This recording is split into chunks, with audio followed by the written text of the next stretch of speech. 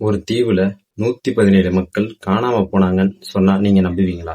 ஆனா அதான் உண்மை.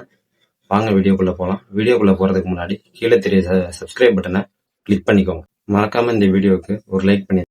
இங்கிலாந்து கவர்மெண்ட் நம்ம ஏன் அமெரிக்கால போய் ஒரு காலனியை உருவாக்கக்கூடாது அப்படின்னு முடிவு பண்ணி 1585ல முதலாம் எலிசபெத்திட்ட ஒரு திட்டத்தை சொல்றாங்க.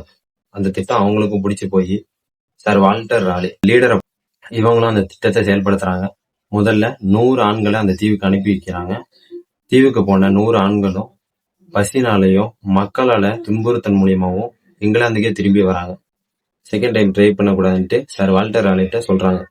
இவரும் ஜான் ஒயிட் அப்படின்ற நபரை இந்த குழுக்கு தலைவரா போட்டு 117 பேரை அனுப்பி வைக்கிறாங்க. ஆண்கள், பெண்கள், குழந்தைகள் இவங்க எல்லாரையும் அந்த தீவுக்கு அனுப்பி வைக்கிறாங்க. அந்த தீவுக்கு போய் ஜான் ஒயிட்டுக்கு வெர்ஜீனியா டே என்ற பேத்தியும் பிறக்கிறாங்க. அமெரிக்கால பிறந்த முதல் ஆங்கிலேய குழந்தையா இருந்தவர் இவர்தான். மறுபடியும் இவங்க மக்களுக்கு உணவு பற்றாக்குறையும் பசியும் ஏற்படுறதுனால இங்கிலாந்துக்கு திரும்பி வந்து ஹெல்ப் கேட்கறாங்க. ஆனா முதலாம் எலிசபெத் நான் போர் கப்பல்களையும் சாப்பாடுகளையும் ராணுவத்துக்கு அனுப்பிட்டேன் அப்படின்னு சொல்றாங்க. இது மூலியமா இவங்க 3 வருஷமா திரும்பி போக முடியல. பிரான்சுக்கும் இங்கிலாந்துக்கு நடந்த போர் மூலியமாவே இவங்களால திரும்பி போக முடியாம இங்கிலாந்துலயே இருக்காரு. 3 வருஷம் கழிச்சு திரும்பி போய் பாக்குறாரு. அங்க போய் பார்த்தா அந்த தீவுல குரோட்டோன் அப்படின்ற ஒரு மொழி மட்டும்தான் இந்த தீவுல எழுதிருச்சு.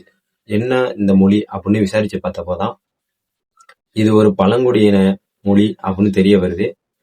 அங்க போன 117 பேர்ல யாருமே இல்ல அந்த தீவுல அப்படின்னு முடிவு பண்ணி இந்த 117 பேர் எங்கதான் போனாங்க அப்படின்னு தேடி பார்த்து இந்த திட்டத்தை கைவிடுறார். அதனாலேயே இது ஒரு உண்மை சம்பவமாகவே இது இருக்கு.